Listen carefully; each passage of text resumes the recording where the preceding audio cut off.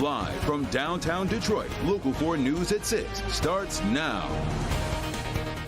A small-town library on the edge of a cornfield becomes an unlikely robbery target. Some frightened employees were having none of it. Glad you're with us for Local 4 News at 6. I'm Devin Skilliam. I'm Kimberly Gill. That would-be robber is behind bars tonight after attacking 2 library employees who decided to fight back. Okay, this happened in Monroe County's Frenchtown Township at the Blue Bush Library, which shares a building with the local fire station. And that's where Rod Maloney picks up the story. The rule of thumb for a robbery usually is to go to a place where there's lots of money, right? Well, the robber in this particular case decided he would go to a place where they give away things for free. And obviously it didn't work out all that well for him.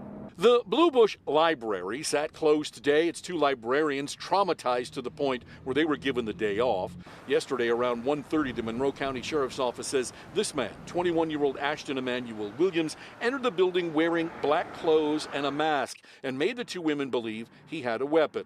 Monroe County Sheriff's Detective Sergeant Jeff Hoover told Local 4 that Williams started by trying to rob them in the main library, and getting no cooperation, he moved them.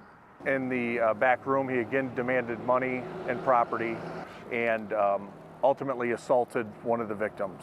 At that point, the women began to fight back, which I truly believe that they're heroes for each other. Hooper says the terrified women made the most of a single opportunity to end it all. One of them took the mask off of the suspect, which startled him and caused him to flee the scene. Hooper says he ran to the subdivision behind the library, where officers quickly found him and brought him into custody. Neighbor Jeannie Crowley could not believe it. Shock. I mean, just utter shock and terror, because I'm so close. She said she saw the police in the area yesterday and wonders what would possess a thief to do such a thing. At the most, they might have $20 on them. I mean, what? Wow. Makes no sense. Huh? No. No, sounds desperate. And so Williams remains in the Monroe County Jail tonight. He is charged with 4 felony counts of armed robbery. And he has a $500,000 bond. If he is able to make it out, he still needs to have a GPS tether. That wouldn't happen until Monday. Reporting live, Rod Maloney, Local 4. There's something else. All right, Rod. Major developments could be on the way in the murder case of Detroit neurosurgeon Dr. Devon Hoover. It's been 7 months since he was found dead in a crawl space in his Boston Edison home during a welfare check. Well, now Police Chief James White is hinting at a big new development. Megan Woods joins us live. And Megan, at one point there was a person of interest. Well, Kimberly, that was back in May, and that person of interest was released, and now we're seeing the seasons have changed. Hoover's home is up for sale, but 7 months later, the police chief last night at the meeting made it very clear that they have not forgotten who this neurosurgeon is and the search for his killer. I get a weekly update on the case, and I can tell the board that it is moving forward. November marks 7 months since Dr. Devon Hoover was found shot to death in a crawl space in his Boston Edison home. His killer has yet to be found. Thursday, during a Board of Police Commissioners meeting, Commissioner Ricardo Moore asked, Chief, Dr. Hoover, Boston Edison, a neurosurgeon, any updates on that homicide? Chief White was not only hopeful, he hinted on big developments on the case, noting that he expects a big announcement soon. We had a significant to-do list when we submitted our findings.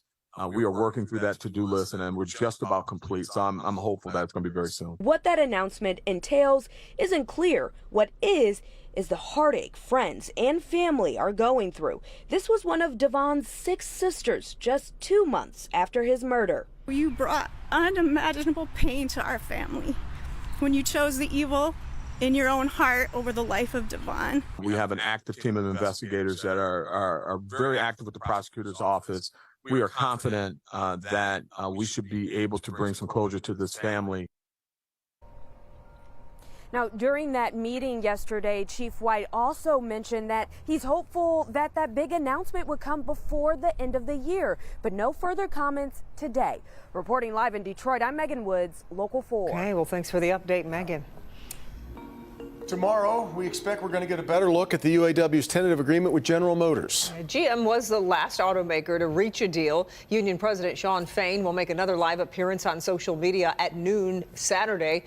We're told the deal is similar to those at Ford and Stellantis, and union members will be able to review the full language online starting tomorrow. Yesterday, the Stellantis Executive Council voted to send its contract to the rank and file for their ratification vote. Union members, of course, are already voting at Ford. Final results, though, this is going to take a while. They are not due or expected until the middle of the month. We will keep following the developments.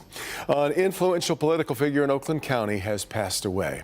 Gary R. McGilvray was elected to the Oakland County Board of Commissioners in 2008, representing Hazel Park, Madison Heights, parts of Troy.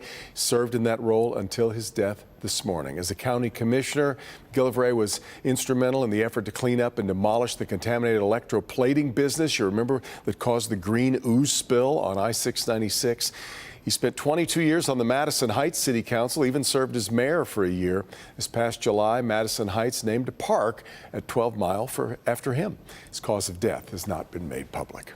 Dearborn's fire chief appeared in court today to be formally charged in a drunk driving case. Police body cam shows Joseph Patrick Murray during his arrest this past August in Dearborn Heights.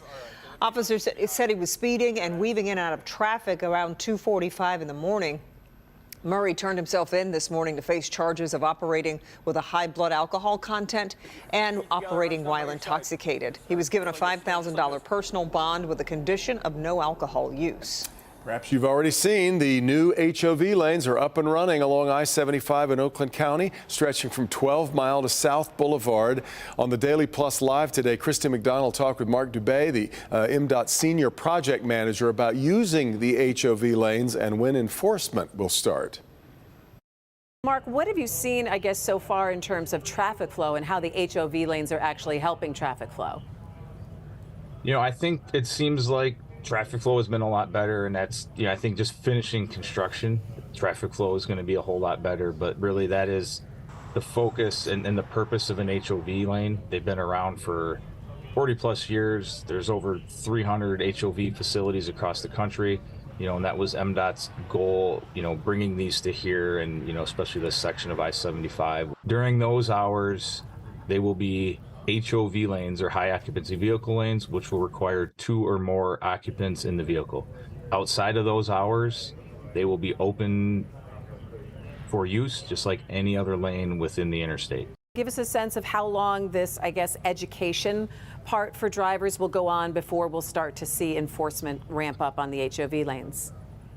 Yeah, so we, you know, hope there's a lot of information out there. MDOT will continue to put information out. We are working with our counterparts within the state police, but in the very near future, you know, we will have them out there helping enforce and you know, reinforce the eligibility during the timeframes when HOV lanes are active.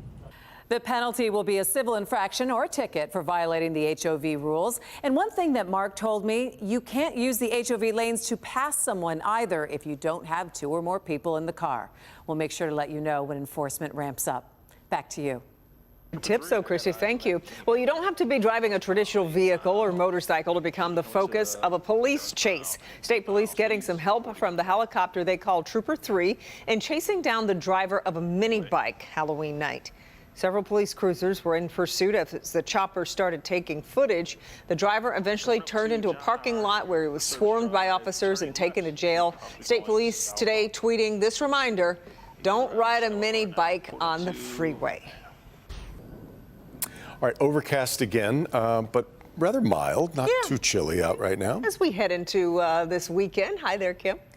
Well, hello. We have a nice night in store for us until about 8 or 9 o'clock, and then there could be a couple of showers. But right now it's dry, just cloudy in Metro Detroit. Almost 60 degrees downtown, 56 at Metro, mid-50s in both Pontiac, 56 in Mount Clemens. It's 8 degrees warmer in Mount Clemens than it was at the same time yesterday. So we are a bit warmer tonight. We'll top out this weekend in the mid-50s. Tomorrow we could have a couple sprinkles early in the morning. The rest of the day will be dry. We'll have a lot of clouds around, but also a break or two of the sun. 55 will be the high tomorrow and again on Sunday. But then we make it to 60 by Monday before another cool down for the middle of next week. We'll talk more about our chance for rain and the big change to Sunday's forecast in a few minutes.